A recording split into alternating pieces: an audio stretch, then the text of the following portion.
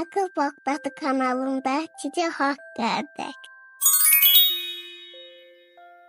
Bağışlayan və mehriban Allahın adı ilə. Salam Sümeyyə bacının şirin, şəkər, gül balaları. Deyin görüm, yeni nağıla qulaq asmağa hazırsınız? O zaman başlayaq.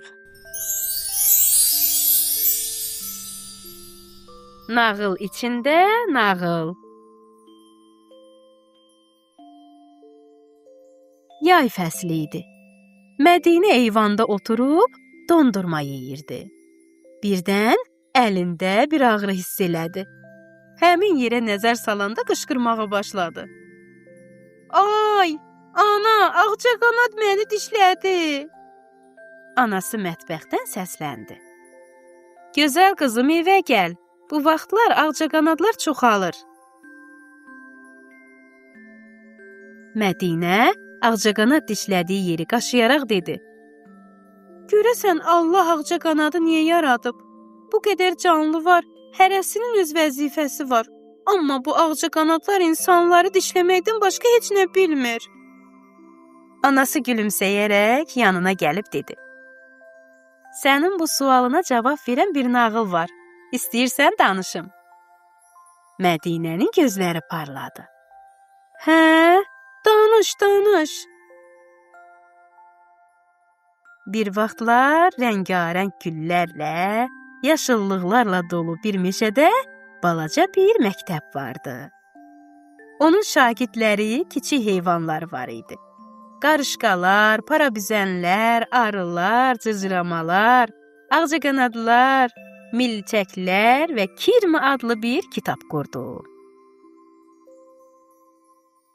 Bir gün balaca həşəratlar palıd ağacının altında toplaşmışdılar və hamısı nədənsə narazı idilər. Qarışqa dedi, özümə nifrət edirəm, niyə bu qədər balacayam? Nə gözəl səsim var, nə də qanadım.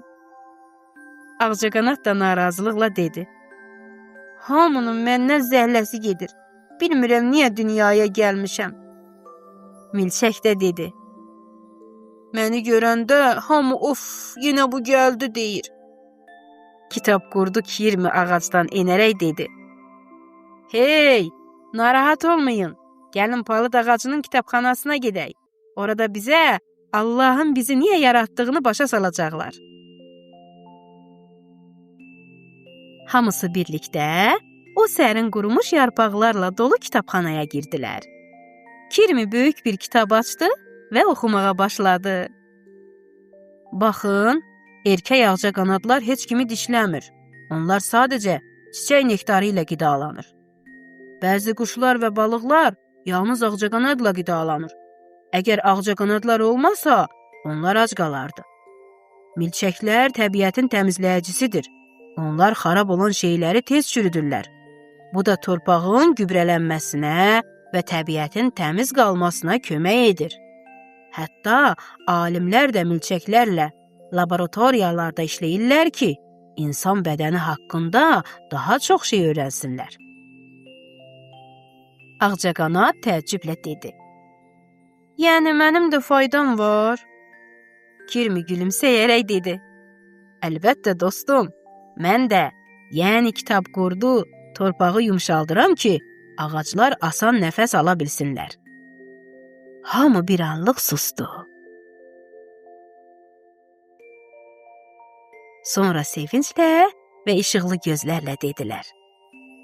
Ay aman, deməli bizim heç birimiz boş-boşuna yaradılmamışıq. Kirmi sakitcə dedi. Allah hikmət sahibidir. Hər şeyi məqsəd və ölçü ilə yaradır. Hətta balaca bir canlı belə həyatda vacib bir rol oynayır. Mədinə bayaqdan nağıla diqqətlə qulaq asırdı və yavaşca dedi.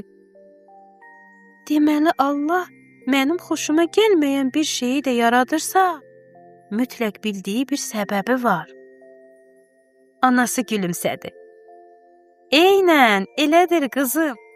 Biz hələ bütün səbəbləri bilmirik, amma Allah bilir. Elə buna görə də Ona həkim deyirik. Yəni hikmət sahibi. Əziz balalar, unutmayın, Allahın yaratdığı heç bir şey səbəbsiz deyil. Hər bir varlıq, istər quş, istər çiçək, istərsə də balaca bir böcək, bu dünyanın bir parçasıdır. Onların hər birinin öz vəzifəsi, öz məqsədi, öz gözəlliyi var. Əziz balalar, gəlin biraz ətrafımıza diqqətlə baxaq. Ağacların altına, otların arasına, çiçəklərin üstünə. Sizcə orada kimlər yaşayırlar? Nə iş görürlər? Nə yeyirlər? Onları incitmədən, qorxmadan müşahidə edin. Müşahidələrinizi bizimlə bölüşməyi unutmayın ha. Sizlərdən gələn hər bir paylaşım bizi çox sevindirir.